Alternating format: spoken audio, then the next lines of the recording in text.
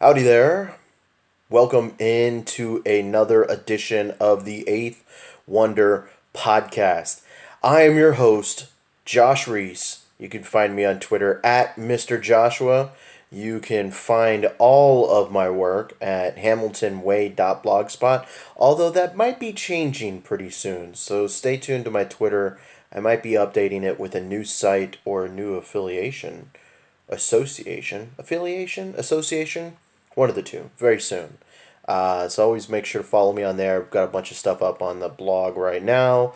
Got a bunch of different podcasts up here. Got an interview from AJ Hinch. Got an interview with Jeff Luno. I don't want you to make sound like I am fancy, although I am kind of fancy. I have interviewed them in the past, but those weren't exclusive interviews from myself. Those were like media scrums and stuff like that.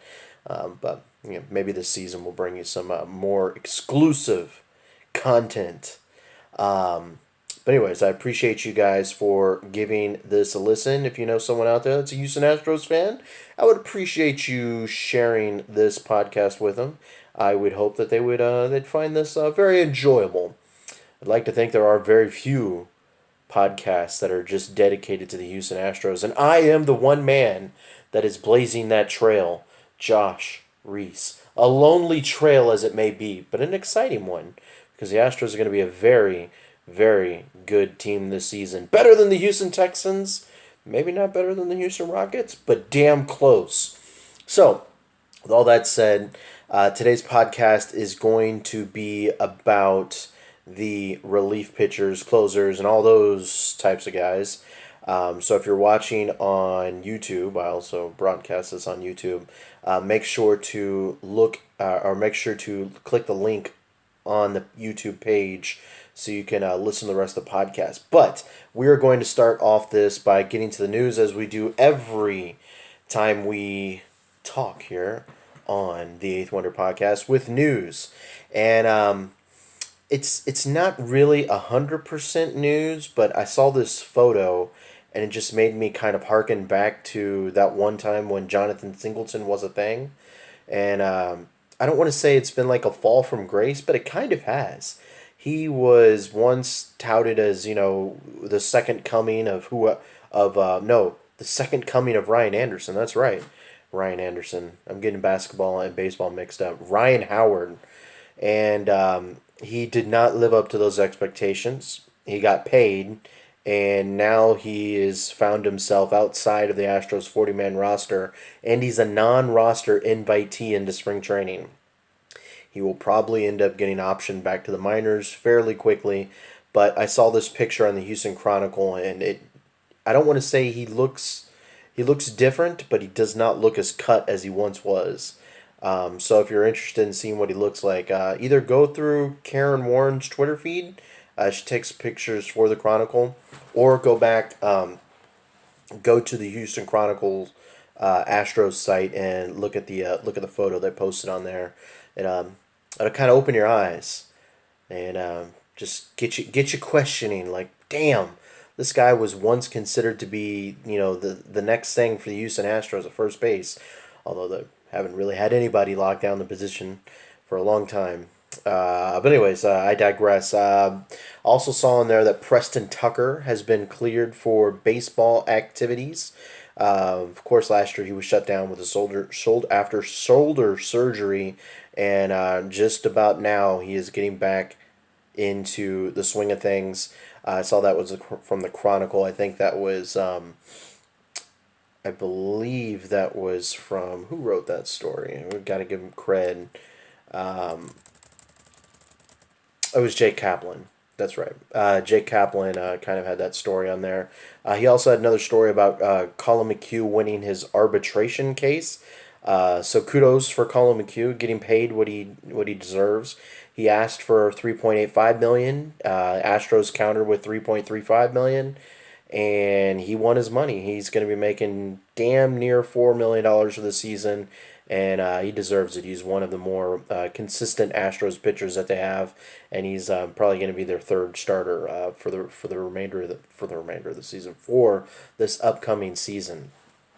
So, It was pretty much all I saw in news. Not really much on the hot stove wire, as you would say, or the rumor mill. But that was pretty much it. Was just those few things. Also, a few things from camp.